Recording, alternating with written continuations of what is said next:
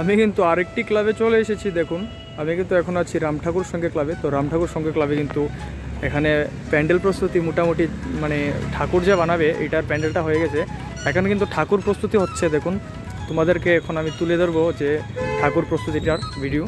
কাকুরা কাজ করছে এখানে প্রতিমার। তো প্যান্ডেল কিন্তু মাত্র এতটুকু হয়েছে, মানে ঠাকুরটা রাখার জায়গাটা, আর পুরোটা প্যান্ডেল কিন্তু এখনও হয়নি। আর কিছু দিনের ভিতরে স্টার্ট করে দেবে। এখানে কিন্তু প্রচুর পরিমাণে ভাস পড়ে রয়েছে দেখুন।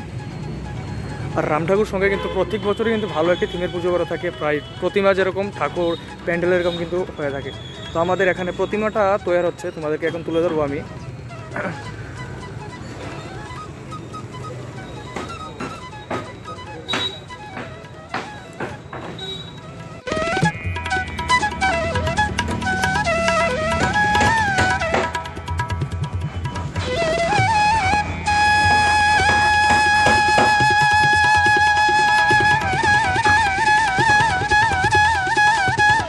রামঠাকুর সঙ্গে কিন্তু প্রত্যেক বছরেই প্রতিমা এবং প্যান্ডেলে কিন্তু তাক লাগিয়ে দেয় একদম।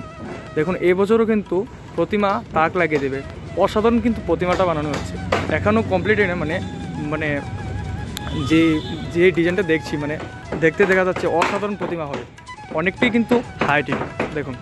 আর দাদারা কিন্তু জোর কদমে কাজ করছে এখানে। এখানে সম্ভবত রাত্রেও কাজ চলে, কারণ কি এখানে লাইট লাগানো আছে, তাই বুঝলাম। কালকে পুজো মাত্র আর 2 মাস হাতে বাকি। তাদের প্যান্ডেলের কাজ এবং প্রতিমার কাজ কিন্তু জোর কদমে চলছে। আর কাকুরা যেন এখানে মূর্তি বানাচ্ছে, তারা কিন্তু আমাদের আগরতলা 3টি ক্লাবে কিন্তু প্রতিমা বানাচ্ছে। আমাদের ফ্লাওয়ার্স ক্লাবে এবং রামঠাকুর সংঘ এবং চিত্তরঞ্জন ক্লাব, 3টা ঠাকুর একসঙ্গে আমাদের আগরতলা 3টা ক্লাবে বানাবে।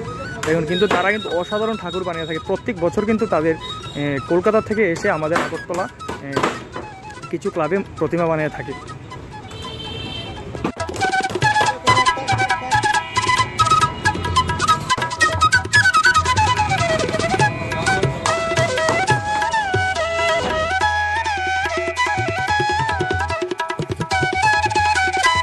যারা ঠাকুরটা এখানে বানাচ্ছে তারা কিন্তু মানে পিছের যে ঠাকুরের ব্যাকগ্রাউন্ডটা থাকে না, এটা কিন্তু অসাধারণ বানিয়ে থাকে।